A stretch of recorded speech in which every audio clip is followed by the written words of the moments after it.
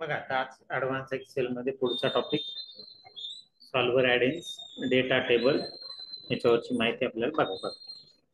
Solver add ins, how to install solver add ins, how to use solver tool आणि data table याच्याबद्दलची माहिती आजच्या भागामध्ये आपण बघणार आहे.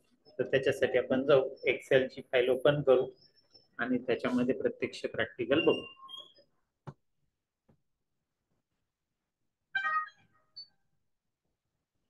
एक्सेल ओपन झालं. हे फंक्शन तुम्हाला आठवतंय, PV rate comma NPR comma PMT है ना.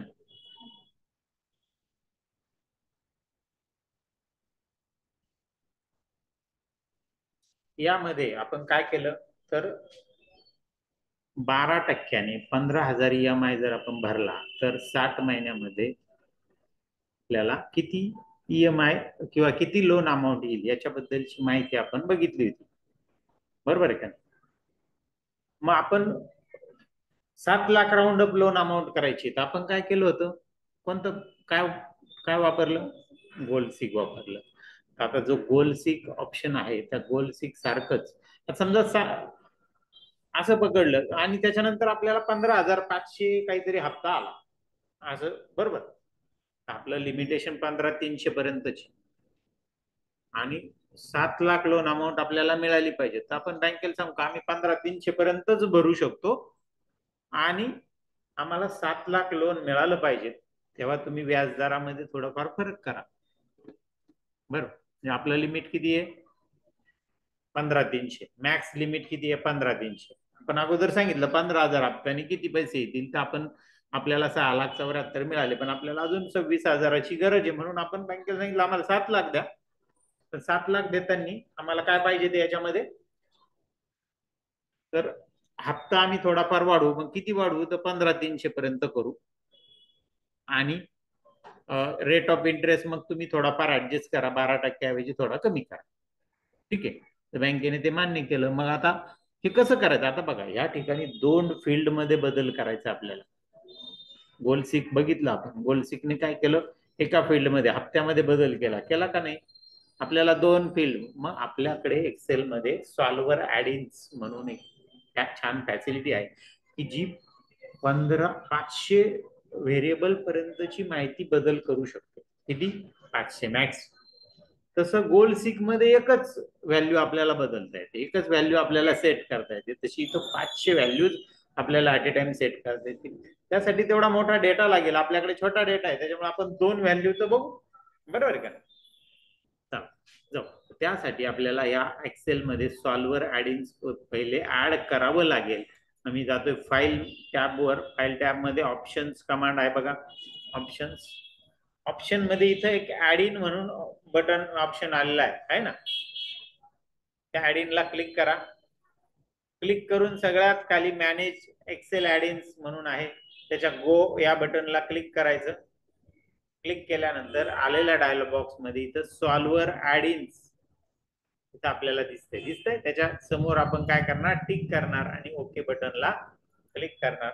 जसे मी ओके बटनला क्लिक केलं तसं इथं सॉल्व्हर ॲडिन्स ऍड झालेलं आहे. दिसतंय का तुम्हाला, कुठं नाही दिसत आहे, बरोबर. सॉल्व्हर ॲडिन्स आहे डेटा टेबल मध्ये. कुठे आहे, डेटा, बघा डेटा टेबल मध्ये इथं सॉल्व्हर नावाचं सॉल्व्हर ॲडिन्स ऍड झालं. आता आपण बघू, आपल्याला आपलं ठरलं की 2 व्हॅल्यू चेंज करून आपल्याला आपला आउटपुट घ्यायचा आहे. लोन अमाऊंट आपल्याला 7 लाख लोन अमाऊंट आपल्याला हवी आहे ना. मग लोन अमाऊंट मी कर्सर ठेवतो आणि सॉल्व्हरला मी इथं क्लिक करतो.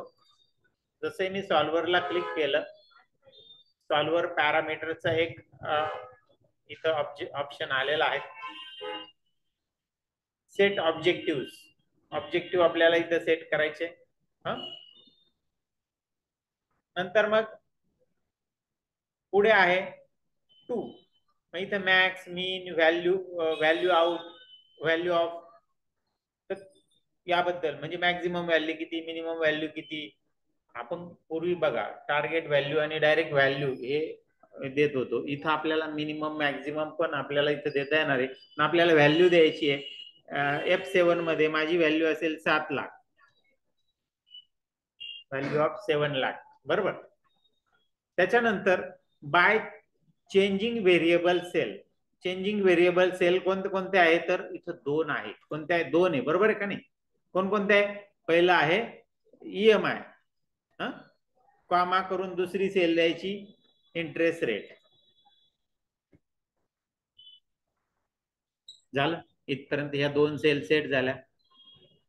आता आपल्याला याच्यावर काही अट पण, आज जसं आपण बघितलं की आपण बँकेला काय सांगितलं, माझा हप्ता भरण्याची कुवत किती आहे, 15,300. त्याच्यापेक्षा जास्त हप्ता आला नाही पाहिजे. मग आता हा जो सॉल्व्हर ऍडिन्स आहे, याला जर आपण सॉल्व्ह म्हटलं तर तो 15,300 पेक्षाही जास्त हप्ता नेऊ शकतो ना, बरोबर आहे का नाही. मग आपण त्याला इथं क्रायटेरिया सेट करणार का नाही, बाबा इथं ही जी पिरियड ईएमआय आहे, हा ईएमआय 15,300 वर जायला नको, लेस दॅन 15,000 पाहिजे. मग मी इथं ऍड म्हणतो. ऍड म्हटल्यानंतर सेल रेफरन्स कोणता आहे, तर हा ईएमआयचा लेस दॅन इक्वल टू. बघा लेस दॅन इक्वल टू, इथं वेगवेगळे ऑप्शन्स आहे. Less than equal to greater than आहे ना, मग इथं मी काय वापरतो, लेस दॅन इक्वल टू. आणि किती, 15,300. माझं मॅक्स लिमिट किती आहे, 15,300. आणि इथं ऍड म्हटलं, ओके म्हटलं. हा टाईप झालेलं नाहीये, तर मी टाईप करतोय व्यवस्थित 15,300. नाही, एक मिनिट, बाहेर आलो. झालेलं आहे आपल्या ऍड इथं, बघ आलं. आपण याच सेल ऍड्रेसला नाही तर इंटरेस्ट रेटला सुद्धा आपण सेट करू शकतो, की माझा इंटरेस्ट रेट 10% खाली यायला नको किंवा 11% खाली यायला नको, असं पण त्याच्यामध्ये आपण सेटिंग करू शकतो. इथं पुन्हा आपण ऍड म्हणणार. ऍड म्हटल्यानंतर सेल रेफरन्स देणार हा पर्सेंटेजचा, लेस दॅन इक्वल टू 11%. 11%च्या खाली यायला नको. पण असंही व्हायला नको की या दोन्ही क्रायटेरियामध्ये मग तो हप्ता येणारच नाही, असं पण होऊ शकतं, बरोबर. समजा 11% एक्झॅक्ट केलं आणि 15,300 केलं तरी सुद्धा 7,00,000 आपली अमाऊंट येणार नाही, असं पण होईल कधी कधी. मग तो प्रॉब्लेम आपल्याला दाखविल. इथं ओके म्हटलं आपण. बघा दुसरा पण क्रायटेरिया तिथं काय झाला, ऍड झाला. आता आपल्याला काय करायचं, जायचंय सॉल्व्हर कडे. इथं बरे वेगवेगळे ऑप्शन्स आहेत. चेंज आहे, डिलीट आहे, रिसेट ऑल आहे. याच्याने आपण याच्यामध्ये बदल करू शकतो, डिलीट करू शकतो, रिसेट करू शकतो. या सगळ्या गोष्टी आपल्याला इथं करता येईल. आता म्हटलं मी सॉल्व्हर, बघा जसं सॉल्व्हर म्हटलं मी इथं, बघा इथं तोच प्रॉब्लेम बरोबर एक्झॅक्ट झालं. बघा हा आता त्याने घेतलं. बघा आपण दोन क्रायटेरिया सेट केले होते, तर इथं इंटरेस्ट रेट 11% घेतला आणि ईएमआय किती घेतला, 15,219 घेतला, बरोबर.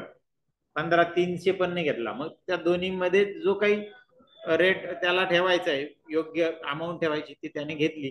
जर आपल्याला वाटलं की ऍक्सेप्ट करायचं तर ओके म्हणा, किंवा मग रिस्टोर ओरिजिनल व्हॅल्यू म्हटलं तर परत जुन्या व्हॅल्यू आपल्या काय होती तिथं रिस्टोर होती. मी तो ओके म्हणतो आणि त्याला सेट करतो. माझा हप्ता 7,00,000 रुपये तिथं आलेला आहे. त्याच्यासाठी बँकेने काय केलं, त्यांचा इंटरेस्ट रेट 11% केला आणि आपला हप्ता 219 रुपये पॉईंट 71 पैशांनी वाढून दिला.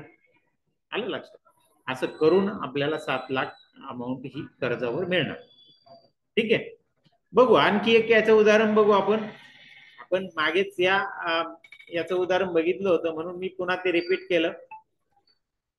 Salary structure. आता सॅलरी गोल्ड सिक मध्ये आपण बघितलं होतं सॅलरी स्ट्रक्चर. एम्प्लॉई काय म्हणतो, मी 10,000 रुपये जर दिले मला तर मी जॉबवर राहतो, नाही तर मी जॉब सोडतो. मग आपण काय केलं होतं, इन्सेंटिव्ह मध्ये वाढ केली होती. मग इन्सेंटिव्ह मध्ये किती वाढ करायची ते आपण गोल्ड सिक कमांडने मागच्या वेळेस काढलं होतं. आता आपल्याला नुसतं इन्सेंटिव्ह वर भर देऊन उपयोग होणार नाही, तर आपण बेसिक सॅलरी मध्ये सुद्धा काही वाढ करू आणि इन्सेंटिव्ह मध्ये सुद्धा काही वाढ करू, जेणेकरून आपण काय करू शकणार, 10,000 रुपये आपली सॅलरी येईल. ठीक आहे. पुन्हा आपण जातो या नेट सॅलरीवर मी कर्सर ठेवला आणि सॉल्व्हरला मी क्लिक केलं. सॉल्व्हरला क्लिक केल्यानंतर सेट ऑब्जेक्टिव्ह मध्ये काय सेट करायचं, ज्या सेल मध्ये तुम्हाला आउटपुट सेट करायची ती सेल ऍड्रेस इथं द्यायचे. इथं टू मध्ये मॅक्स मीन आणि टू व्हॅल्यू काय सेट झाली पाहिजे, व्हॅल्यू एक्झॅक्ट व्हॅल्यू यायला पाहिजे ती तिथं 10,000 आहे ना. Bye changing variable. Changing variable मध्ये कोणत्या दोन फील्ड मध्ये बदल व्हायला पाहिजे? पहिला बदल व्हायला पाहिजे इन्सेंटिव्ह मध्ये, कॉमा करून दुसरा बदल व्हायला पाहिजे बेसिक सॅलरी मध्ये. ओके, लक्षात ठेवा हे जे कॅल्क्युलेशन्स आहे, हा जो टेबल जो आलेला आहे सॅलरी स्ट्रक्चरचा, हा काही कॅल्क्युलेशन्स करून आलेला आहे. त्याच्या पुढे लिहिलेले बघा, आचार्य 40%, बेसिक 30% आहे ना. नंतर मग टोटल कशी आलेली आहे, basic plus HRA plus convenience incentive हे सगळं आलेलं आहे. त्याच्यामध्ये 12% पीएफ आलेला आहे, तो डिडक्ट होतो. आणि ईएसआय आलेला आहे 143. हे खालचं डिडक्शन आहे आणि वरचं ऍड आहे, बरोबर. आणि मग फायनल नेट सॅलरी त्याच्या हातात पडते, बरोबर. हे कॅल्क्युलेशन करूनच तिथं तुम्हाला डेटा काढलेला पाहिजे, तरच तुम्हाला आउटपुट मिळेल, सॉल्व्हरनी किंवा गोल सीकने. हे लक्षात ठेवायचं. ठीक आहे, झालं 2. आता आपल्याला इथं अट सेट करायची का मला इन्सेंटिव्ह हा 1500 रुपयापेक्षा जास्त जायला नको. मग 1500 पेक्षा जास्त जायला नको, तर मी इथं ऍड करतो, सेल रेफरन्स देतो मी इन्सेंटिव्हची. बघा, less than or equal to 1500, 1500. Okay, तर म्हटलं ओके. बघा इथं ऍड झालं माझा तो क्रायटेरिया. ही फॅसिलिटी गोल सीक मध्ये नव्हती, बरोबर. गोलसीक एकाच फील्डला बदल करत असल्यामुळे तिथं ती फॅसिलिटी नव्हती. ओके, चला सॉल्व्हरला मी क्लिक करतो. इथं तसे मी सॉल्व्हरला क्लिक केलं, त्यांनी मला इथं बदल करून दिलेला आहे. बघा, माझा इन्सेंटिव्ह 727 रुपये पॉईंट 134 केला. माझं बेसिक 5546.99 केलं. मग आपल्याला वाटलं ओके म्हणायचं, तर इथं ओकेला क्लिक करा, अदरवाईज तुम्ही ते रिसेट करू शकता. समजलं? अशा पद्धतीने आपण हे दुसरं उदाहरण बघितलं. आणखी एक तिसरं उदाहरण बघू. बघा, मॅच समरी आपण मागच्या वेळेस बघितलं होतं की किती 42 ओव्हर मध्ये रन झाला आता 238, 5 पॉईंट काहीच्या सरासरीने. आणि मग आता आपल्याला 300 रन करायचे आहेत, तर कितीच्या सरासरीने पुढे खेळलं पाहिजे हे आपण बघितलं होतं मागच्या वेळेस, आहे ना. मग आता आपल्याला टार्गेट आपलं तेच आहे, 300च आहे. पण इथं आपल्याला काय केलेलं आहे, इथं ओव्हर दिले, 4च ओव्हर बाकी राहिलेले आहे. 5.17 आपण खेळलेलो आहे. जर या 4 ओव्हर मध्ये तुम्ही किती रन काढा, आता समजा मी अंदाजे खाली टाकले 7, 8, 9, 11 असे रन टाकल्या, तर 273 स्कोर होतो, बरं. पण आपल्याला काय करायचं इथं, तर प्रत्येक ओव्हरला किती रन काढल्या पाहिजे त्यांनी, ते पण तो काढून देऊ शकेल आपल्याला. म्हणजे आता इथं 4 आउटपुट सेल, इनपुट म्हणजे बदल होणाऱ्या सेल आहे, लक्षात घ्या. आता मी इथं माझं टार्गेट स्कोर काय आहे, 300. हे तर माझं ठरलेलं आहे. जातो मी पुन्हा सॉल्व्हर कडे, सॉल्व्हर ऍडिंग सेट ऑब्जेक्टिव्ह मध्ये माझी ही सेल मी सिलेक्ट करतो, टार्गेट सेल, बरोबर. इथं मी व्हॅल्यू ऑफ 300 टाईप करतो, 300 मला स्कोर हवा आहे, बरोबर. चेंजिंग व्हेरिएबल सेल कोणकोणत्या चेंजिंग, बघा, पहिली ही आहे, कॉमा, दुसरी ही आहे, तिसरी 49च्या ओव्हरची आहे, आणि तिसरी 50च्या ओव्हरची. 4ही सेल मी सेट केल्या. काही तुम्हाला अटी द्यायच्या असतील तर त्या इथं देऊ शकतात, नाही दिल्या तर तो बदल करून देणार आहे. मी इथं सॉल्व्हर म्हटलं का ऑटोमॅटिकली तो काय करणार, इथं बदल करणार. पण इथं अट देणं गरजेचं होतं, बरोबर. काय का गरजेचं होतं मला सांगा. 47व्या ओव्हरला 13.75 रन निघणार आहे का? रन ह्या पूर्णांकात असतात, बरोबर आहे का नाही? अपूर्णांकात येतात का? नाही. मग मी इथं पुन्हा कॅन्सलला क्लिक करतो, पुन्हा कॅन्सल झालं. पुन्हा मी कमांड देतो ती सॉल्व्हर मध्ये बाकीच्या व्हॅल्यू सेट आहे, सेट ऑब्जेक्टिव्ह सेट आहे, टार्गेट व्हॅल्यू सेट आहे, चेंजिंग सेल सेट आहे इथं, बरोबर. आता मला इथं काय करायचंय, क्रायटेरिया ऍड करायचा आहे मला. बर, पहिला याला करणार मी 47व्या ओव्हरला, ती सेल रेफरन्स इथं घेतलं. इथं काय म्हणणार, ग्रेटर दॅन इक्वल टू काय म्हणू का लेस दॅन म्हणू, सांगा बरं तुम्ही मला, काय म्हणणार? पूर्णांक व्हॅल्यू आली पाहिजे. बघा इथं पूर्णांकासाठी इथं आहे बघा, इंटिजर म्हणून काय क्रायटेरिया, इंटिजर. बघा इथं इंटिजर आलं, ओके. ऍड म्हटलं, दुसरी सेल घेऊ, तिला पण इंटिजर म्हणू आपण, बघा इंटिजर म्हटलं, ऍड म्हटलं. तिसरी घेऊ, तिसरीला पण इथं इंटिजर घेऊ, सगळ्यांमध्ये पूर्णांक संख्या आली पाहिजेत, लक्षात घ्या. चौथी घेतली, तिला पण इथं काय घेणार, इंटिजर. सगळ्या सेल आपल्याला इथं घ्याव्या लागतील. बघा 4 घेतल्या, 7 8 9 10 आहे ना, बरोबर. आणि मग आता मी सॉल्व्हर म्हणतो. जसं मी सॉल्व्हर म्हटलं त्याने इथं आपल्याला सांगितलंय की 47व्या ओव्हरला 13 रन, 48व्याला 15, 49ला 16 आणि 50व्या ओव्हरला 18 रन एवढ्या काढल्या पाहिजे. हे अंदाजे आपल्याला गणित दिलेलं आहे. ते होईलच असं नाही, पण असं आपल्याला इथं दिलंय की या पद्धतीने जर गेला आपण तर आपण नक्कीच 300चा स्कोर काय करू शकतो, चेस करू शकतो. बरोबर, चालेल, समजलं. मग करू ओके. म्हणजे आपण इथं आता टार्गेट सेल या 4 म्हणजे चेंज होणाऱ्या ज्या सेल आहे त्या आपण किती दिल्या होत्या, 4 दिल्या होत्या. ठीक आहे. आता यातच आपण आणखी थोडासा क्रायटेरिया चेंज करू. सेम उदाहरण आहे. 46 ओव्हर मध्ये 238 रन कंप्लीट झालेले आहे 5.17च्या सरासरीने. आणि इथं मी काही व्हॅल्यू टाकलेल्या नाही, 0 आहे सध्या माझ्याकडे, आहे ना. मला 300चं टार्गेट करायचं.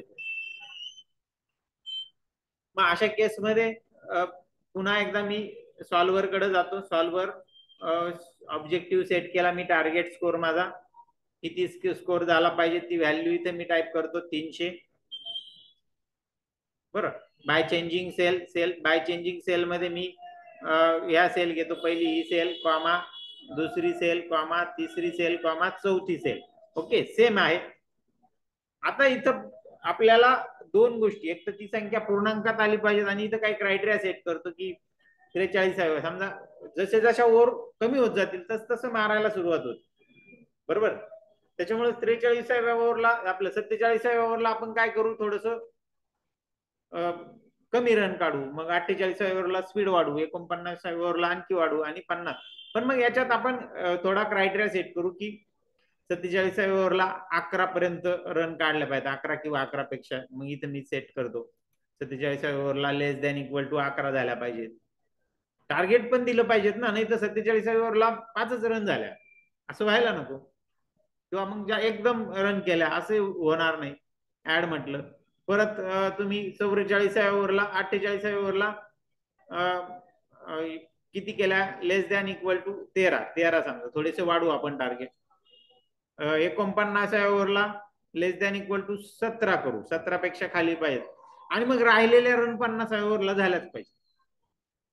बरोबर, ऍड म्हटलं. प्लस या सगळ्या रन कशात यायला पाहिजे, इंटिजर मध्ये. पुन्हा मी दुसरा क्रायटेरिया 47 इंटिजर ऍड. 48ला सुद्धा मला काय सेट करावं लागेल, इंटिजर ऍड. 49ला सुद्धा मला काय सेट करावं लागेल, इथं इंटिजर ऍड. आणि 50ला सुद्धा, आता मग अशी 50ची आपण क्रायटेरिया सेट केलेला नव्हता का, फक्त किती पेक्षा जास्त पाहिजे, ते किती रन तो करू शकतो, इथं इंटिजर म्हटलं आणि ऍड म्हटलं. ओके म्हटलं, फायनल आहे म्हटल्यानंतर बघा आपण इथं भरपूर क्रायटेरिया सेट केले. म्हणजे एका सेल ऍड्रेसला 2 किंवा 2 पेक्षा जास्त क्रायटेरिया सुद्धा आपल्याला तिथं सेट करता येईल. एक इंटिजर केला आणि दुसरा 11 पेक्षा कमी ही व्हॅल्यू केली. आता मी सॉल्व्हरला क्लिक करतो. इथं जसे मी सॉल्व्हरला क्लिक केलं, बघा इथं माझ्याकडे आउटपुट आलेलं आहे. पहिल्या ओव्हरला 11 13, मी जेवढं लेस दॅन दिलं होतं तेवढंच त्याने घेतलं, त्याच्यापेक्षा वाढवलं नाही. लिमिट होतं म्हणून तेवढ्याच रन तिथे काढल्या आणि शेवटच्या ओव्हरला 21 रन तिथं दाखवले आपल्याकडे. आणि ओके म्हटलं, माझं आउटपुट तिथं काय झालं, सेट. ठीक आहे, समज. अशा पद्धतीने आपण हे सॉल्व्हर ऍडिनचा इथं वापर करू शकतो. व्हॉटिप अनालिसिस मध्ये आपण गोल सीक ही कमांड बघितली होती, सेम आहे. असे आपण किती आउटपुट इनपुट सेट करू शकतो, तर 500 पर्यंत. किती, जसं आपण इथं 4 इनपुट सेट केले, इथं याच्यात किती मॅक्झिमम किती आहे, 500. ओके, ठीक, समजलं. मग सॉल्व्हर, सॉल्व्हर काही डायरेक्ट इथं ऑप्शन येणार नाही, तो ऑप्शन तुम्हाला आणावा लागेल. आणि पुन्हा काढून टाकायचं असेल तर फाईल मध्ये जा, ऑप्शन मध्ये जा. ऑप्शन मध्ये गेल्यावर इथे ऍडिन्स आहे, त्याच्यावर क्लिक करा. मॅनेज एक्सेल ऍडिन्सच्या गो वर क्लिक करा आणि इथून ही टिक मार्क काढून टाका. बरोबर, आणि ओके म्हणा. बस इथून ऍडिन्स निघून गेलं म्हणजे आपले आउटपुट बदल झाला असं होणार नाही. ते आहे बघ, गेला का निघून इथून ऍडिन्स कमांड, समजले मग. म्हणजे ऍड करण्यासाठी तिथं टिक मार्क करायची आणि काढून टाकण्यासाठी टिक मार्क काढून टाकायची. ठीक, पुढे जाऊ. आपल्याला अजून बघायचं ते म्हणजे डेटा टेबल. काय करायचं बघायचंय, डेटा टेबल. त्याच्यासाठी मी आपण मागच्या भागात जे आपण फायनान्शियल फंक्शन शिकलो त्याच्याकडे येतो. त्याच्याकडे आलो आपण, बघितलं बघा काय बघितलं होतं मागे, पीएमटी फंक्शन बघितलं होतं आहे ना. पीएमटी मध्ये काय, rate comma NPR comma PV. बरोबर. नेट रेट म्हणजे काय, तुमचा जो काही रेट ठरलेला आहे तो. एनपीआर म्हणजे किती पिरियड ठरलेला आहे तो. आणि लोन अमाऊंट, पीव्ही म्हणजे लोन अमाऊंट. ओके. आणि असं करून तुम्हाला हप्ता किती येईल ते तुम्ही काढलं होतं. बरोबर. मग आता आपण एखादा म्हटला का, एखादा कस्टमर तुमच्याकडे आला, तुम्ही बँकेत काम करताय आणि तुमच्याकडे आला, तो म्हटला मग 9% केलं तर किती होईल हप्ता, 11% केलं तर किती, 12% किती, 36 महिनेच मी घेतले तर किती, आहे का नाही. असे वेगवेगळे प्रश्न तो विचारू शकतो. मग मी इथं काय करणार, इथे एक टेबलच टाकणार डायरेक्ट. 36 महिने 7% किती, 9% किती, 11% किती आणि 12% किती हप्ता येईल. म्हणजे आपण त्याच्यासमोर डायरेक्ट चार्ट ठेवून देऊ शकतो ना. तू हे कर्ज घेतले 7 ने मिळाल, हे भेटलं, हे 9 ने मिळाल, आहे का नाही. 36 महिने केलं तर एवढा हप्ता येईल, 48 महिने केला तर एवढं येईल, 72 महिने. आता आपण ऑलरेडी 60 महिन्यांचं काढले, त्याच्यामुळे मी तर 60 महिने काही घेत नाही. आलं लक्षात. मग या पद्धतीने मला चार्ट तयार करायचा, एक डेटा टेबल तयार करायचा आहे कॅल्क्युलेशन करून. मी एक कॅल्क्युलेशन तर इथं केलेलं आहे. या कॅल्क्युलेशनवर आधारित इकडचं कॅल्क्युलेशन ऑटोमॅटिकली निघालं पाहिजे आणि ते एका सेकंदाच्या आत किंवा एका मिनिटाच्या आत तुमचं तिथं निघेल. त्याच्यासाठी तुम्ही जो टेबल टाकलेला आहे बघा, एवढा टेबल टाकला, बरोबर आहे ना. हा टेबल तुम्ही इथं टाकलेला आहे. हा टेबलच्या इथं कॉर्नरला काय झालंय, ब्लँक जागा सुटलेली आहे. बरोबर, ब्लँक जागा. पण मग इथं जे कॅल्क्युलेशन येणार आहे हे कोणत्या फॉर्म्युल्याने येणार आहे, तो फॉर्म्युला आपल्याला त्याला सांगावा लागतो. तो कुठं सांगावा लागतो, या कॉर्नरच्या सेल ऍड्रेस मध्ये.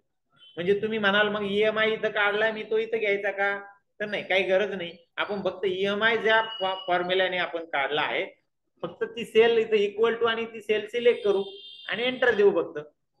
तो ईएमआय तिथे येऊन गेला, त्याचे तो बरोबर हा जो फॉर्म्युला वापरलाय तो बघून घेईल. येते लक्षात. मग आता आपण जातोय आपल्या डेटा टेबल कडे. डेटा टेबल डेटा टॅब मध्ये आहे. व्हॉट इफ अनालिसिस मध्ये हा डेटा टेबल आपला सेट आहे. बरोबर. डेटा व्हॉट इफ अनालिसिस मधल्या ह्या 2 कमांड आपण बघितल्या होत्या, परंतु त्यातला डेटा टेबल राहिलेला होता, तो आपण बघतोय आता. डेटा टेबल इथं 2च ऑप्शन सांगितले, विचारले त्या. Row input cell, row input cell. आता बघा, रो इनपुट सेल कोणती आहे बघा, हा रो इनपुट सेल कोणती आहे, या. मग हे पर्सेंटेज कोणत्या सेल मध्ये वरती आलेल्या कॅल्क्युलेशन मध्ये, ती सेल तुम्हाला सिलेक्ट करायची. म्हणजे 7%, 9%, 11%, 12% हे जे आहे ना, ही रो इनपुट सेल आहे. रो आहे ना हा, बरोबर ना. रो मध्ये आपण टाईप केलेली माहिती. बर, मग ही माहिती, हे जे उत्तर आलेलं आहे हे कोणत्या सेलवर आधारित आलेलं, या. मग ती सेल ऍड्रेस इथं सिलेक्ट करायची. केली सिलेक्ट. मग नंतर काय विचारलं तरी, कॉलम इनपुट सेल. कॉलम बघा, हा कॉलम आहे ना, हा कॉलम. तर ही कॉलम इनपुट सेल कोणती घ्यायची, 36, 48, 72, हा पिरियड आहे. हा पिरियड कुठं आलेला आहे, या ड्युरेशन मध्ये. कुठं आलेला आहे, ड्युरेशन मध्ये. मग मी ते तो ड्युरेशन मी इथं काय केला, सेट केला. आलं लक्षात. 2च सेल ऍड्रेस इथं सिलेक्ट करा. चुकलं इथं, रो इनपुट सेलला आपल्याला ही सेल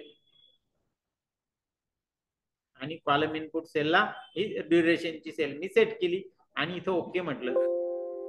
काय म्हणतोय, दिस सिलेक्शन इज नॉट व्हॅलिड. बर, ठीक. सिलेक्शन केलेलं नव्हतं आपण, आपल्याला डाटा सिलेक्ट करणं गरजेचं, टेबल सिलेक्ट करणं गरजेचं होतं आणि मग कमांड देणं गरजेचं होतं. मी डायरेक्ट कमांड दिली. ठीक आहे, मी पुन्हा तो टेबल सिलेक्ट केला. सिलेक्ट करून मी काय केलं, व्हॉट इफ अनालिसिस मध्ये गेलो, टेबल मध्ये गेलो. रो इनपुट सेल आपलं ठरलंय पर्सेंटेज आहे त्या रो मध्ये, म्हणून पर्सेंटेजची सेल मी इथं सिलेक्ट करणार. आणि कॉलम इनपुट सेल मध्ये ड्युरेशन आहे, बरोबर ना, 36, 48, 72 महिने. म्हणून मी इथं या वरच्या कॅल्क्युलेशन मधली ड्युरेशनची सेल मी सिलेक्ट करणार आणि ओके म्हणणार. बघा, जसं ओके म्हटलं तसा माझे हप्ते तिथं आलं बघा. समजा तुम्ही 36 महिने 7% जर घेतलं तर किती हप्ता येईल? 3000. बरोबर. 12% घेतलं तर किती येईल? 3200. मग तुम्ही म्हणाल आता 10 याचं आलं नाही 10%. मग आपण इथं 10% पण 9च्या ऐवजी 10% पण करू शकतो. समजा आपला एखादा पॉसिबिलिटीज तुम्हाला बघायची आहे समजा 10%. बघा 10% नुसार मग त्याने लगेच बदल केला. तुम्ही जे बदलाल इथं समजा 24 महिन्यातच पेड करायचं, 24 महिने केलं, 24 महिने म्हणजे जो ही पिरियड तुम्ही इथं टाकाल त्या पिरियडचं तो ऑटोमॅटिकली त्याचा ईएमआय काढून देईल. इथं 36 महिन्याचा ईएमआय पाहिजे ते 36 महिने मी टाईप केलं, 36 महिन्याचा ईएमआय त्याने काढून दिला की 10%ने किती येतं? 3226.72 आहे ना. 48 महिन्यात जर घेतला पिरियड तर 2500 हप्ता येतो. 72 महिने घेतला तर मग 1800 हप्ता येतो 10%ने. आणि 94 महिने घेतला तर किती येतो? 1538 येतो. समज अशा पद्धती. याच्यामध्ये एक महत्वाची गोष्ट, तुम्ही समजा इथे गेला आणि हे डिलीट करण्याचा प्रयत्न केला तर तो डिलीट होणार नाही. Cannot change the part of data table. कुठेही जा तुम्ही डिलीट करण्याचा प्रयत्न करा, तो आपल्याला ऑप्शन देईल का तो बदलणार नाही. फक्त तुम्ही इथं पिरियड बदला, तुम्ही पर्सेंटेज बदला. समजा इथं 8% केलं, 8%. 8%नुसार किती? 36 ला किती हप्ता, 48 ला किती, 72 ला किती, 94 ला किती, सगळं तुम्हाला काढून दिलेलं.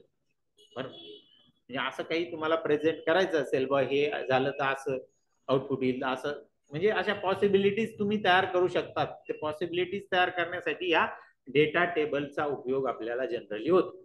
अजून एक याच्यात उदाहरण बघू. इथं आपलं एक उदाहरण असं आहे आपलं की प्राइस 80 रुपये जर ठेवली आपल्या प्रॉडक्टची आणि 30 क्वांटिटी जर विकल्या आणि त्या 30 क्वांटिटी विकलेल्या क्वांटिटीवर जर 10% डिस्काउंट तुम्ही दिला, किती? 10% डिस्काउंट, तर किती नेट प्राइस येईल? आपल्या हातात किती पैसे येतील? तर ते आपल्याला इथे सांगितलेले 2160 रुपये. तसं साधं उदाहरण बघा कसं येतंय बघा बरं. इक्वल टू 80 गुणिले 30. बघा किती मायनस घेतलं इथं त्याच्यामुळे झालं ते. मायनस काढतो मी. बघा 2400 आणि 10% याच्यावर discount equal to 2400 into 10%. 10% direct into केलं 10%, तर तो डायरेक्ट काढून द्या. भागिले 100 गुणले 10 असं करत बसायची गरज नाही. बघा 240. आणि मग त्या 2400 मधून 240 वजा केली, 2400 मायनस 240 का मग माझी 2160 रुपये तिथं व्हॅल्यू येते. ती मी इथे एकाच फॉर्म्युल्यामध्ये टाकलं. बघा पहिले काय केलं बघा, इथं काय केलं आपण? दोघांचा गुणाकार. बघा या ऍड्रेस मध्ये पहिले या दोघांचा गुणाकार या कंसात घेतला, बरोबर. नंतर काय केलं आपण? या दोघांच्या गुणाकारामध्ये गुणाकाराने येणारी जी व्हॅल्यू आहे तिला 10%ने गुणल्यानंतर जी व्हॅल्यू येईल 240, या हा फॉर्म्युला वापरला होता आपण तिथं 240 आणण्यासाठी, बरोबर. तर ती व्हॅल्यू मूळ व्हॅल्यू मधून वजा करायची. ते फॉर्म्युला इथं मी टाकला. आला लक्षात? फॉर्म्युला येतोय लक्षात तुमच्या? काय केलं आपण त्यासाठी? मी सेपरेट फॉर्म्युला टाकून दाखवला, डिस्काउंट वेगळा काढून दाखवला. आता मी इथं काय केलं? डिस्काउंट वेगळा काढला, D3 म्हटलं डायरेक्टली. D3 न म्हणता मी असं पण म्हणू शकतो ना इथं कंसामध्ये price into quantity. Price into क्वांटिटीने किती येणार आहे? 2400 रुपये. 2400 गुणिले 10%. ह्या कंसातल्या याच्याने काय होणार आहे? 2400 गुणिले 10%. मग ती व्हॅल्यू मला 240 रुपये तिथे मिळणार. हे हा जो फॉर्म्युला कंसात मी टाकला हा इथे टाकलेला होता म्हणून मी इथे रिपीट घेतला.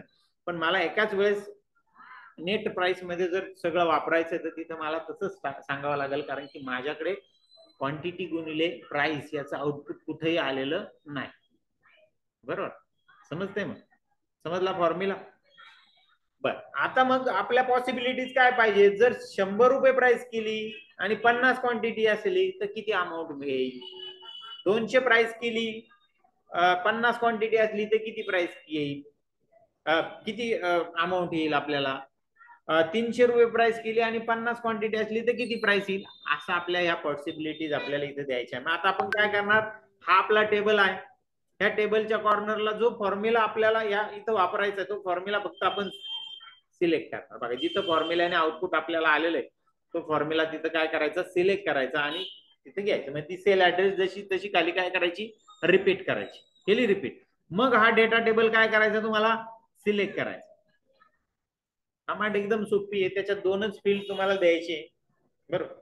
फक्त पहिलं जे कॅल्क्युलेशन आहे ते तुम्ही व्यवस्थित केलेलं पाहिजे. मग मी इथं गेलो परत व्हॉट इफ अनालिसिस मध्ये, डेटा टेबल मध्ये गेलो, रो इनपुट सेल बघा, रो रो म्हणजेच क्वांटिटी आहे इथं, इथं प्राइस आहे बरोबर. मग प्राइस कोणत्या सेल मध्ये, तर इथं, मग ती प्राइसची सेल मी इथं सिलेक्ट केली. नंतर कॉलम इनपुट सेल, कॉलम बघा हा कॉलम, ह्या टेबलचा हा कॉलम, या कॉलम मध्ये काय लिहिलेलं आहे आपण, क्वांटिटी. क्वांटिटी कोणत्या सेल मध्ये, तर इथं आहे. मग ती क्वांटिटी इथं सिलेक्ट करायची. ओके.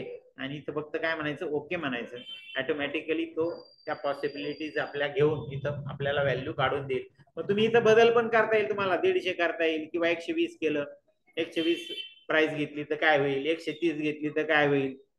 तुम्ही पाहिजे तशा व्हॅल्यूज बदलता येतील. इकडे क्वांटिटी 50 ऐवजी समजा 60 घेतली बरोबर, इथं 150 ऐवजी 120 घेतली, त्यानुसार त्या व्हॅल्यूज काय होतील तिथं बदलतील, त्या पॉसिबिलिटीज आपल्या बदल. समजलं.